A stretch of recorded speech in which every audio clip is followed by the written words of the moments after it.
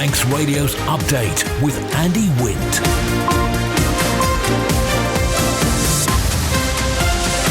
Faster Mai, good evening, it's 5:30. This is Update for Tuesday, 28th of May 2024 from Manx Radio. 30 minutes looking at the latest news on the Isle of Man. Background to the news and sport and business and travel updates and the newsmakers in person. This evening, the weather's better, practice is on, a TT spike in drink and drug drivers, a new start for the Lord Street site. Will our swimming pools become sports hubs? AI in the finance sector and daily sea trips from Anglesey during TT. Man Benham for all your business and legal needs. First of all, at 29 minutes ahead of 6 o'clock, the update news headlines. Faster Mai, Siobhan Fletcher. Faster Mai. TT organisers have confirmed tonight's second day of qualifying is to go ahead as scheduled. Roads around the course will be fully shut in the next half an hour. The mountain road is already closed in its entirety. They'll reopen no later than 9:30 p.m. this evening. Around 20 people have been brought to the island to assist Manx Care during the TT period. It's hoped the extra staff will help the health service throughout the busy fortnight. Plans have been submitted for a new development on Lord Street in Douglas. If approved, they would see a mixed-use development built on the site with 85 apartments, office space, a multi-screen cinema complex, restaurants and a food hall. And Hollywood actors Brad Pitt and Channing Tatum are behind a new docuseries and feature film about the TT. Production on The Greatest Race on Earth has started this week. Further afield, Deputy Labour leader Angela Rayner will face no further action following a police investigation into her living arrangements. She's always denied wrongdoing. The Israeli military says a fire which spread through a camp of displaced people in Gaza overnight on Sunday was caused by a secondary explosion. Some 45 people were killed in the blaze. And the Home Alone house is up for sale in the US. It'll set you back just over £4 million. They're your headlines, news at 6. Secure tomorrow today with Man Benham's guidance on powers of attorney and more. Manx Radio weather with Manx Glass and Glazing. Here at the home of the halfway horse tram, the weather, strong winds later, say Ronald's Way Met Office for the North Irish Sea, state of sea slight or moderate, and the weather dry with sunny intervals. A moderate to fresh wind coming in from the southwest, possible showers this evening, then dry overnight. Minimum is 11. Tomorrow, Jacrane, sunny intervals, isolated showers on the moderate westerly, turning northwesterly, daylight maximum 15, down to 10 through the night, into Jordan.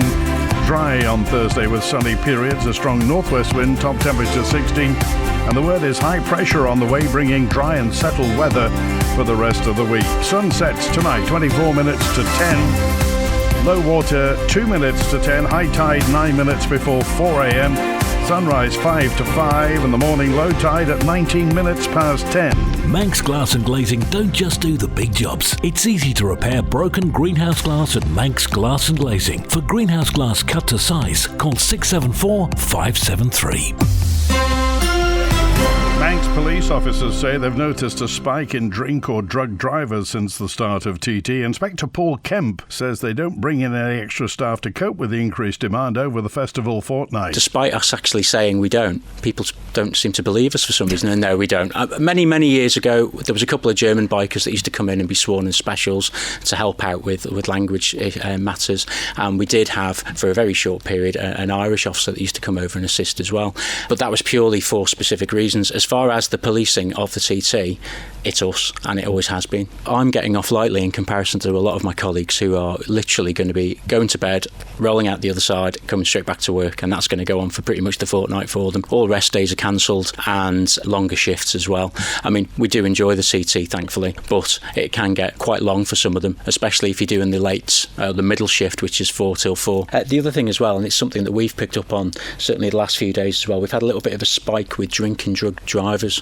So we've actually got somebody going to court today for drink driving and somebody who's going to be bailed. So there's that's started happening over the last few days as well, and which coincides nicely with parking being at a premium in Douglas at the moment. So what we're advising people to do is, where possible, use public transport. The last thing anybody needs is, first of all, they can't get to where they want to get to because of the parking, but more importantly, they also, if they've decided that they can't get home, jump in their car and use the public transport. It's there, it's easy and available. Everything seems to be okay at Ronald's Way. Just a short half half-hour delay on the London City departure, leaving at 6 tonight. Plans have been submitted for a new development on the former Lord Street bus station in Douglas. It's been supported by government. Here's Amy Griffiths with the story. If approved, a mixed-use development would be built on the site with 85 apartments, office space, retail units, a multi-screen cinema complex, restaurants and a food hall. It would also include a new indoor bus information centre with a waiting area for bus passengers, public toilets and changing facilities.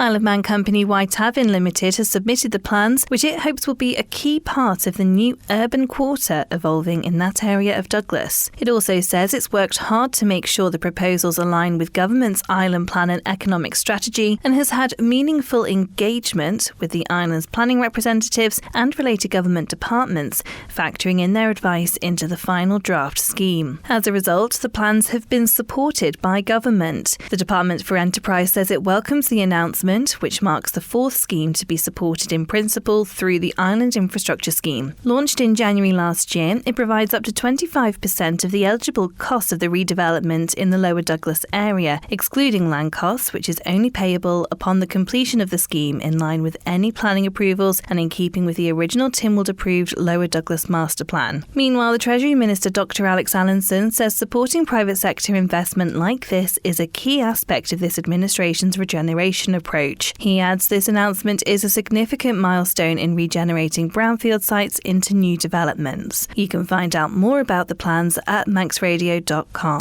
This is the most listened to Isle of Man news source, and Manx Radio's Update is the Isle of Man's most downloaded news podcast.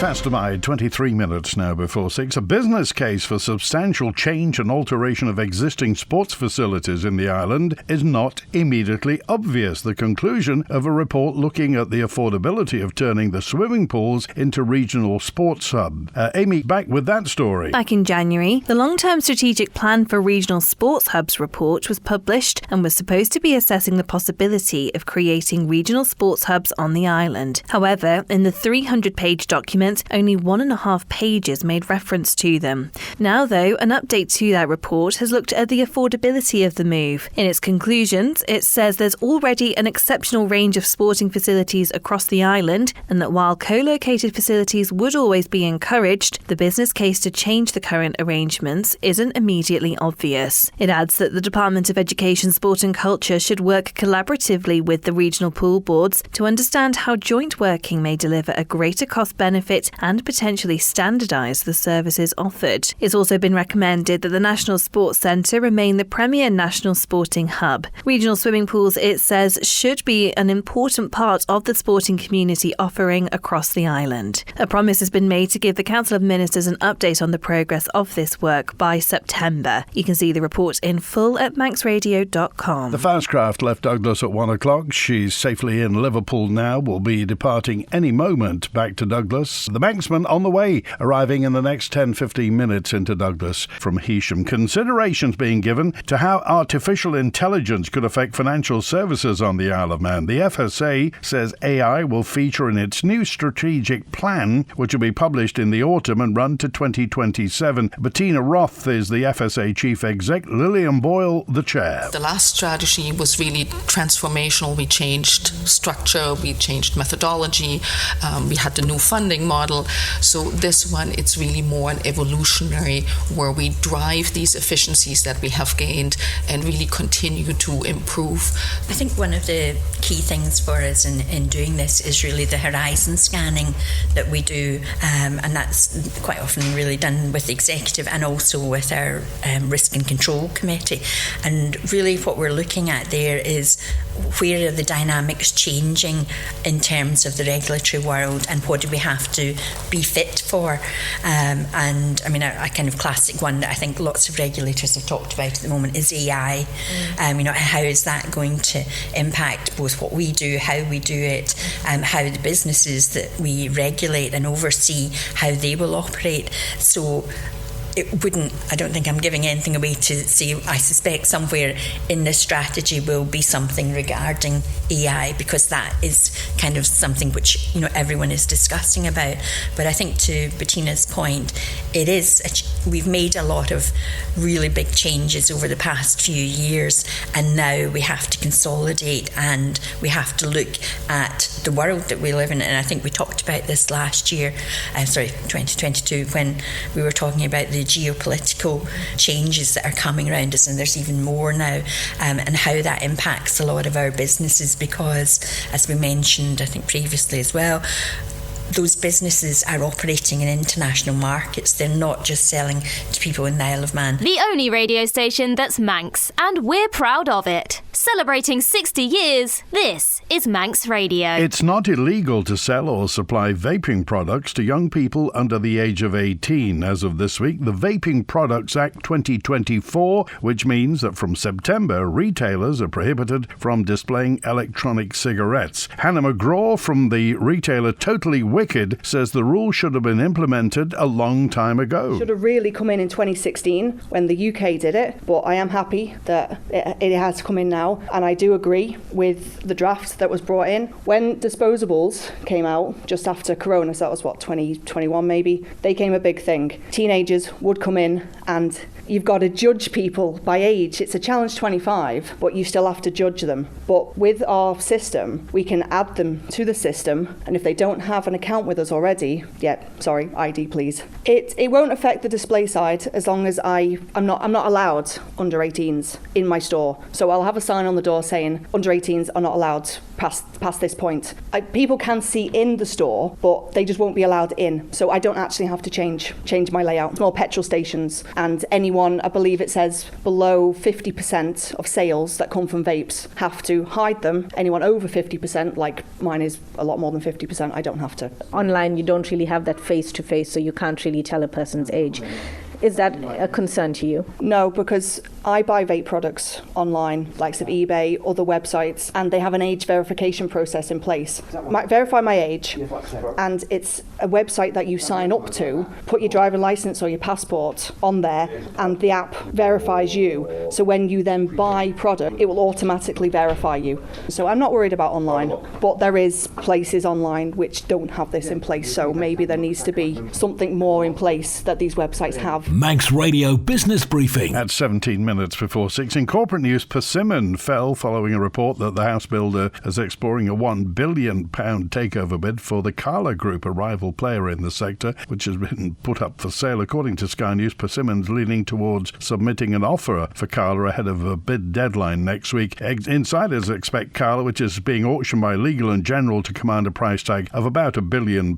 L&G shares were trading higher. And for a full daily market report, go to ramseycrookall.com. Birth levels in the European Union fell in 2023 to levels that Eurostat, the statistics agency, wasn't forecasting for another 2 decades. Now the FT says that officials around the continent are trying to combat the problems that come with a shrinking and ageing population. The European Commission's appointed its first vice presidency for democracy and demography, who says that the EU's on the brink of a demographic revolution and a profound rethinking of their institutional, political, economic and cultural frameworks. Shrinking populations aren't confined to Europe. The Economist reports that birth rates are shrinking in most wealthy countries, with many governments introducing pro-natal policies, and Europe does have the highest life expectancy and median age of any continent. In 2022, only 6% of those aged above 65 were in employment, compared with 25% in Japan. The number of those aged 85 and over doubled in the last 2 decades, while at the same time EU fertility rates plummeted. Births in Finland are the lowest since 1776. Italy has seen the lowest rate since 1861. France and Spain hit a post-war low, and Greece hit a 9-decade low. The Stock Market Report, brought to you by Ramsey Crookall. UK and European markets closed lower. US stocks were mixed in early trading, with tech serving as a bright spot.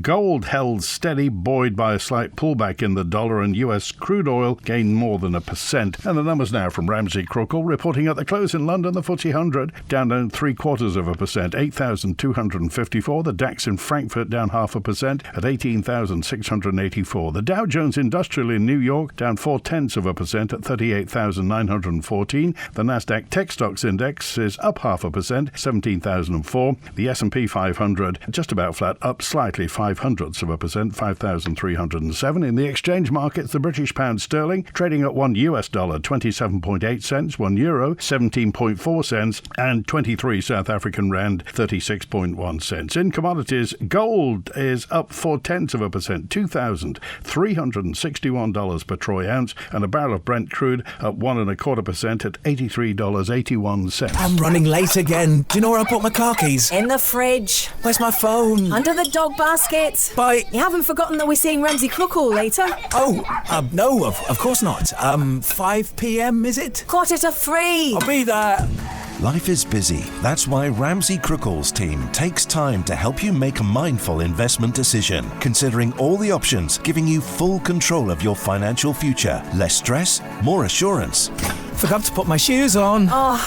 See how we can make your money work for you. Call 717171 or visit ramseycrookall.com. Licensed and regulated by the Isle of Man Financial Services Authority. About 20 people have been brought to the Isle of Man to assist Manx care during TT. Director of Health Services Oliver Radford says it's to cope with increased demand. People think the hospital just deals with trauma, which obviously we do, but an extra 50,000 individuals on the island have their day-to-day medical problems. So yeah, it's a busy time, but the first few days of the TT so far, touch wood, have been fine. We do bring additional staff over. We have around 20 additional staff that we bring over: paramedics, emergency department consultants, radiographers, nurses, theatre nurses. So it's quite a feat to get them over, accommodate them. So we've closed the private patients unit for them, which is what we've done for the last couple of years. But yeah, it is quite a feat of logistic planning to get them all over. MIU, so the clues in the title, minor injuries unit, but we also deal with minor illnesses there. So if anyone's, say, got an eye infection